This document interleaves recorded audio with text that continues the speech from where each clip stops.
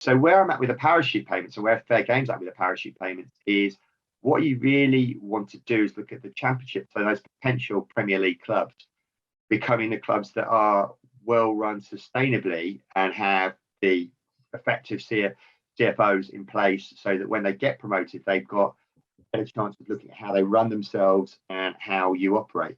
And the wider pool of clubs you've got that have that potential of getting into the Premier League, the better long term, because they're the ones who will take that 170 million pounds you get from being in the Premier League and look at how you invest it and use it wisely to actually be able to create a sustainable long-term football model that means over time you could be a club that exists in the Premier League for a longer period of time.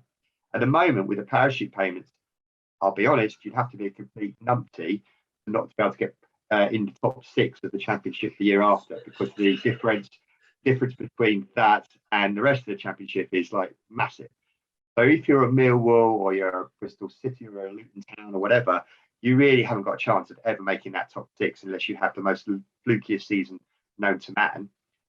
So that's where the differential is. So until you make the Championship more competitive, and that means having clubs that are financially well run and have the opportunity to use that money wisely, then you're really just having this top 3 going up and down. But it was interesting. I can't remember which club it was that talked about protecting the 26, which I thought was a fantastic omission, because it's not about the Premier League. It's about the Premier League plus those 6 clubs that get the regular parachute payments. Yeah.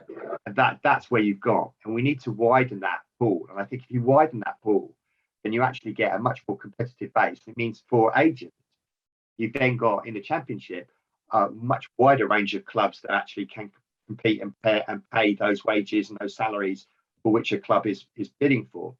And over time, it would mean that you would have the clubs that are going up being able to be a variant of where you go.